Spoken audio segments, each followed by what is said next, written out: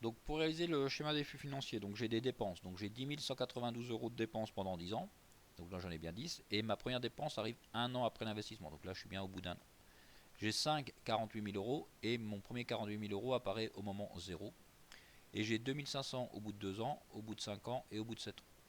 Dans mes recettes, j'ai un 95 000 euros au moment d'investissement. Et après j'ai 20 000 euros par an pendant 10 ans. Et ma première recette 20 000 euros apparaît un an après l'investissement. Donc mon premier 20 000 apparaît ici.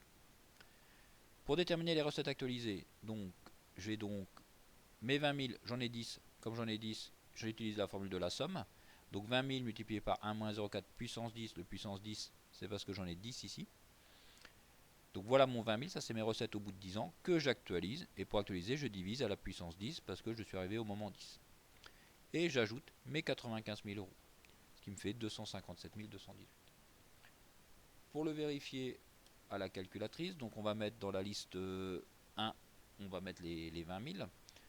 Donc dans la liste 1, je vais mettre les 20 000. Donc on peut peut-être le faire un petit peu plus rapidement en disant que la dimension de ma liste 1, ça va être 11. Ça va être 11 puisque je vais avoir de 0 jusqu'à 10. Et dans je vais remplir, donc fil, je remplis ma liste 1 avec 20 000. Donc 20 000, 20 000, je remplis ma liste 1.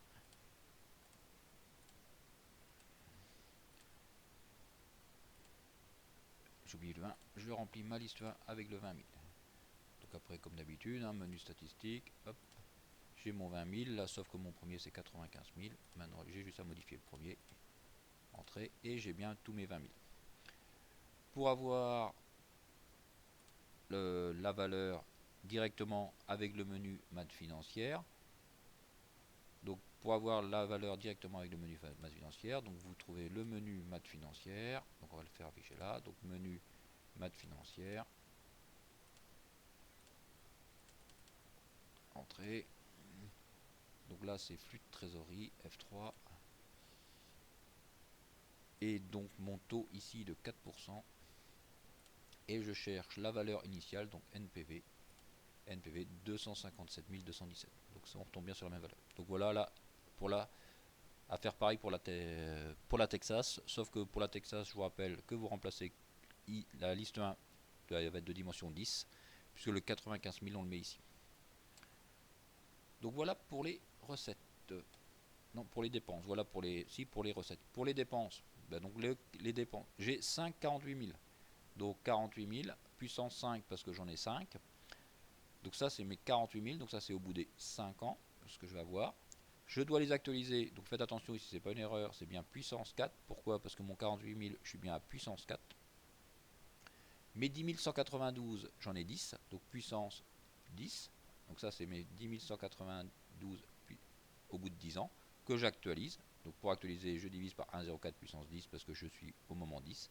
Mon 2500 divisé par 1,04 puissance 2 parce que je suis à 2, plus le deuxième 2500 puissance 5, plus le troisième 2500 puissance 7. Donc puissance 7. Ce qui me fait 311 167. On peut faire pareil avec en mettant dans la liste 2 toutes les dépenses. Donc là, il faut bien mettre toutes les dépenses dans la liste 2 et on retombe aussi sur le même résultat.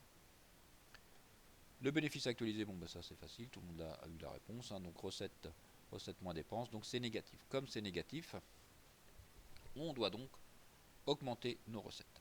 Donc pour augmenter nos recettes, on doit donc, au lieu d'avoir le 20 000 ici, il faut qu'on ait quelque chose qui va être plus important. Donc pour faire ça, donc je reprends ma formule avec mes recettes, mais là au lieu d'avoir 20 000, je vais l'appeler, ça va être x. Donc mon x, je l'ai sur 10 ans, donc puissance 1 moins 1 moins 0,4 puissance 10, divisé par 1 moins 1,04.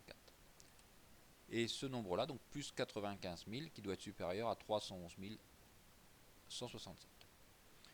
J'ai eu quelques erreurs sur la résolution. Donc vous avez mal géré le 1,04. Le 1,04 puissance 10. Donc une fois qu'on est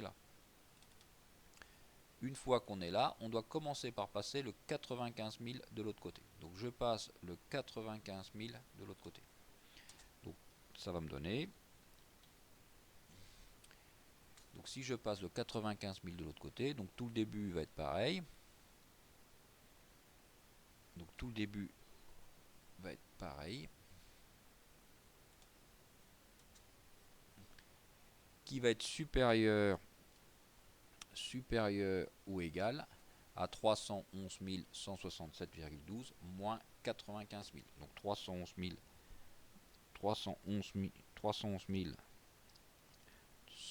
167,2 moins 95 000.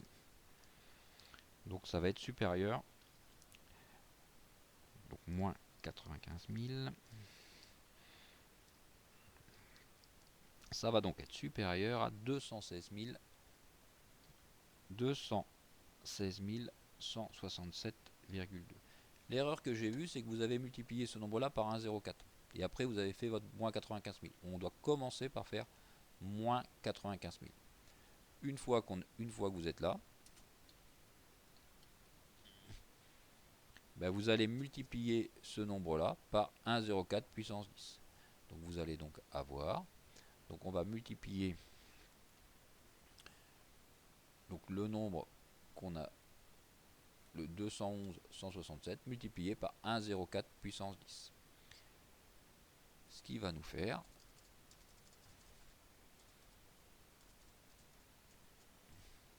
donc ça va donc être supérieur ou égal, donc supérieur ou égal à 216 167, là il doit manquer un 6, donc 216 167 multiplié par 1,04 à la puissance 10. Ce qui va me donner donc 319 980, donc qui va être supérieur à 319 980, donc 0,26 si on veut.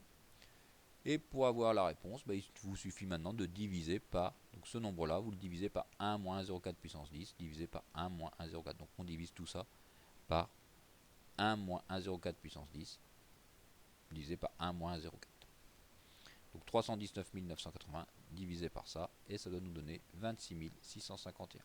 Donc votre recette doit être supérieure à 26 651 euros. Sachant que vous avez que vous faites 40 tonnes par hectare et que vous vendez vos pommes de terre 60 euros la tonne, donc vos 26 650 euros pour passer en hectare, il faut donc diviser par 40 fois 60, donc il vous faut 11 hectares supplémentaires.